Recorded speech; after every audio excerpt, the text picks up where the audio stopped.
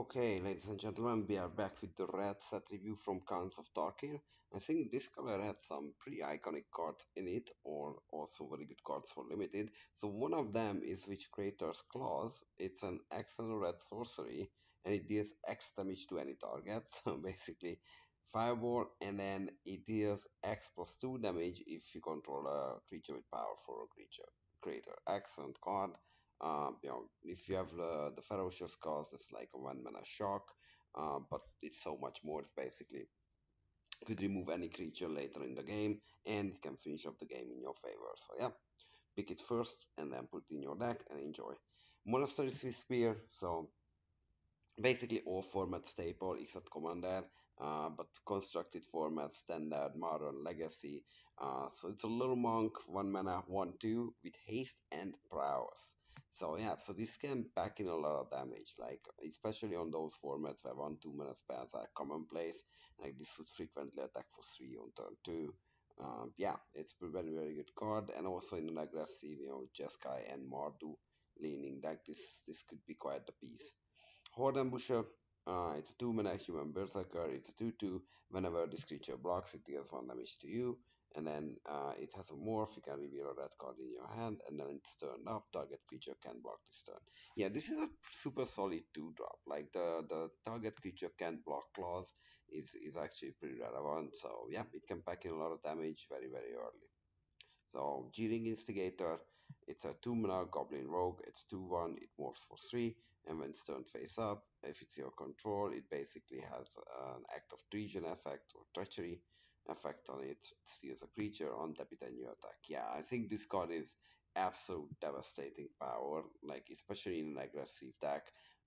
Yeah, comes down relatively early as a morph, so still provide presence on the battlefield, and the critical turn you just flip it up, steal their best creature, and hit them for like a million damage. Yeah, good card. Also, another decent common here, Leaping Masters. It's a 2 mana 2/1, and M for 2 and a white. This creature gains flying until end of turn. Yeah, this is solid. Like you need a 2 drop, you start attacking with this. You don't mind trading it off necessarily, and if you draw later in the game when you have a lot of mana on tap, yeah, this can pack in the last few points of damage. Shatter, this sideboard card, 2 mana, instant destroy target artifact. If you see anything worthy of destroying, which I don't think there's too many things on the set, so yeah, I think you just don't end up playing this card. Honestly, Tormenting Voice is 2 mana sorcery. Uh, discard a card, draw 2 cards. Yeah, this is the OG. It's good. It's good. Yeah, if you like the first copy is very good of these effects because you can make sure that you are meeting your land drops, or later in the game you can discard next land to find some action. Obviously, there's not really like prowess is a mechanic which plays nicely with cards like that, but yeah, but I wouldn't overboard to like 3 or 4 copies. Valley Dasher, it's a 2 mana human berserker, 2/2 with haste, and attacks each combat if able. Well, I mean, that's how you want to use this card anyway, especially with the haste. Again, aggressive Mardu decks, this is kind of like a bread and butter card for those. Warname Aspirant, it's another 2 mana human warrior as a 2/1. It has raid, it comes with a +1/+1 counter if you attacked already in this turn, and it can be blocked by creatures with power 1 or less. So yeah, so that's good. Like tokens, can trade with this. Yeah, I think it's a solid uncommon. Again, like yeah, you pick it, goes to a warrior deck, and you're gonna enjoy it. Act of Treason, yeah. So Act of Treason, not much to say. You gain control of a creature, untap it, and attacks them. Yep, it's getting through that last few points of damage. Yeah, there isn't too much sacrifice synergies with this in the set, so don't dream too much about it. It's really the classic utility of it, like taking that creature and hitting it with them. Arc Lightning, awesome removal from Urza's Saga, which we played in Daftarja reprinted. 3 mana sorcery, deals 3 damage divided as you choose among 1, 2, or 3 targets. Yeah, very good removal. Yeah, it's like a B plus.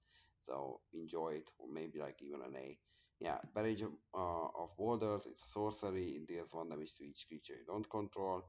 And then if you control a creature with power 4 or greater, creatures can block this turn. Yeah, this is not that impressive, honestly. And maybe I would include this in the sideboard if you need to point through, like, teamwork deck. But yeah, I don't know how much this is gonna line up. Like, I think this card is just a D minus or an F. Bloodfire Expert, however, this card is actually better than it looks, and the artwork is fantastic on this. So it's a 3 mana Efreet Monk, it's 3/1, but it does have prowess. So, this if you can clean the board ahead of it, like hit pretty hard, and if you can cast like two spells again, even better. Yeah, it's an okay card. Bloodfire Mentor, so there you go. It's a two and a red, every shaman, and it's two and a blue to tap, draw a card, and then discard a card, and it's a 0/5. Well, like this card, I think is secretly better than it seems because the looting ability is actually pretty powerful, and then it can like provide that cushion to stay alive. Um, until the time we have enough mana to just looting. And then the difference between a player who loots every turn versus a player who doesn't is actually astronomical as the game progresses. So there you go. Dragon Grip, it's a 3 mana enchantment aura, so you're already suspicious because they can kill a creature underneath. If you control a creature with power 4 or greater, and then it has flash, I mean the aura, which kind of mitigates some of the downsides of it. You have flexibility in where you sneak this in, and then the creature gets +2/+0 and has first strike. Okay, I mean the bonus is pretty good, but it's 3 mana, the 2/1 potential is there. Maybe you want one copy, but definitely wouldn't overload this card. Goblin Slide, yeah, this is kind of like a build around enchantment. It's a two and a red enchantment. When you cast a non-creature spell, you may pay one. If you do, create a 1/1 red goblin creature token with haste. So yeah, so it's kind of like a spell-ish deck, like more like a Jeskai thing. Um, yeah, I just don't know how many of these goblins we can get. Like, I feel like if we get four, then we spend 7 mana to get those. Yeah, like yeah, that's remain to be seen if it's good. Like if we can go wide, then maybe there's merit to it. But I think it just slows down generally the decks, and then we're not gonna get like 10 goblins out of this. So yeah, so be cautious about it. But who knows? This might be good. I think I don't really play it with this card too much when it was time for me to play Khans. Hordling Outburst, however, now this card I played a lot, so this is fantastic. This is like a one red sorcery, uncommon for a reason again, and you create 3/1 red goblin creature tokens. Fantastic card. Like honestly, yeah, like in a Mardu deck, you go super wide with these trumpeting blast, awesome stuff. So yeah, Howl of the Horde, it's a rare, it's 3 mana sorcery. When you cast the next instant or sorcery spell, this turn copy that spell. You may choose new targets, and it has raid. If you attack this turn, then you copy it an additional time. Like imagine an arc lightning, and this, like that's like kind of like a one-sided board, right? Or like any removal and this, yeah. Like I think this card could be okay. Like if your deck has good removal and is able to set it up, like again, you're not gonna have multiple copies of this because it's so rare. That you can play with it, but we really need a specific setup. Like on your average deck, I don't think I would play this card. Like this is a 3 mana fork, but in specific Jeskai deck, this might have a home.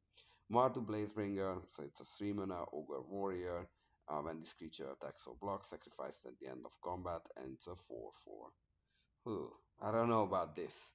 Yeah. I mean, it does hit them for four or trades with one of their better creature. Yeah, like this is kind of like suspect.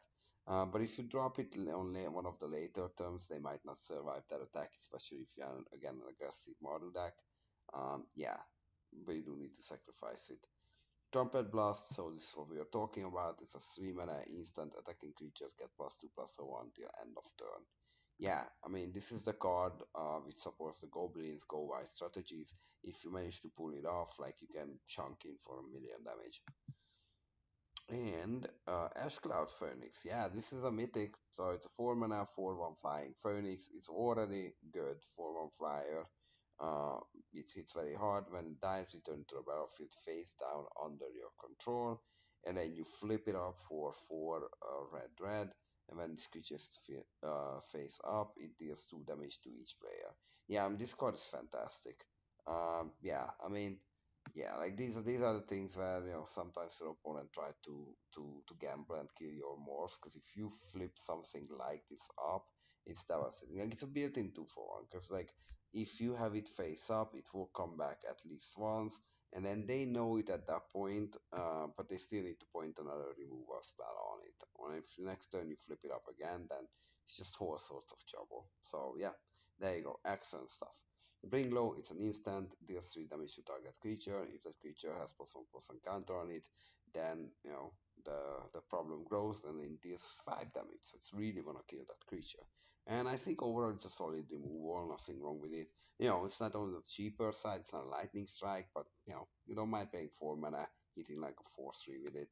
Or again, against counter decks, you hit a big creature supposedly.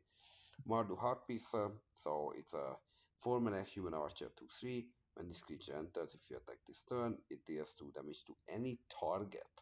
Wow, this card is fantastic again. Like it just kills their like 2-drop. Like you come in, attack, like play this kill a Windbreak, yeah, like they yeah, this card is very, very, very good. Mod War Shrika, this is another good card. So it's a 4 mana 3/3, which is not super exciting normally, except that it only costs 1 mana, because when it enters, if you attack this turn, you can add Mardu. Yeah, like super solid. Like those cards, Burning Tree Emissary historically used to be very, very good. This is on the more expensive side to mitigate. Still on turn 4, like playing 2 creatures off of this, a 4-drop and a 3-drop, that's a lot of board presence to be gained. So yeah, draft it highly and enjoy it. Summit Power, that's your 4 mana filler Yeti. It's a vanilla 4/3, ladies and gentlemen. So yeah, if your curve is missing a 4-drop, you might pick it, otherwise try to avoid this. Swift Kick, it's a 4 mana instant, target creature gets +1/+0 on the end of turn. It fights target creature you don't control. So that's a versus red fight spell. Yeah, it's 4 mana, it's a lot. But it could be removal. So if you have the right creatures for it, and that's kind of the drawback of this card in red, that red doesn't have the biggest of creatures. Yeah, and so it doesn't buff toughness. So there's a lot of things to jump through. But like with prowess creatures, they tend to grow up to the task. So there you go. Give it a try. Let me know how it works. Arrow Storm, it's a 5 mana sorcery. It deals 4 damage to any target, and it has Raid. If you attack this turn, it deals 5 damage to a permanent or player, and damage cannot be prevented. Yeah, that's an important clause on it too. Yeah, it's a good card. So nothing to worry about here. Burn away. So this is like the big daddy almost. So it's an instant for 5 mana, deals 6 damage, but it's only to creature, and when the creature die, you exile it. Yeah, this has a lot of value in it, and the exile clause might be important in some cases. Yeah, it's 5 mana hard removal. Again, in those days, this thing used to work. Canyon Lurkers. So it's a 5 mana human rogue 5/2, but you can morph it for 4. So that's kind of the joke that you text through with like multiple morphs, and then they don't block one of them, and it happens to be this, and then they have like 4 life and they just lose the game because you unflip it.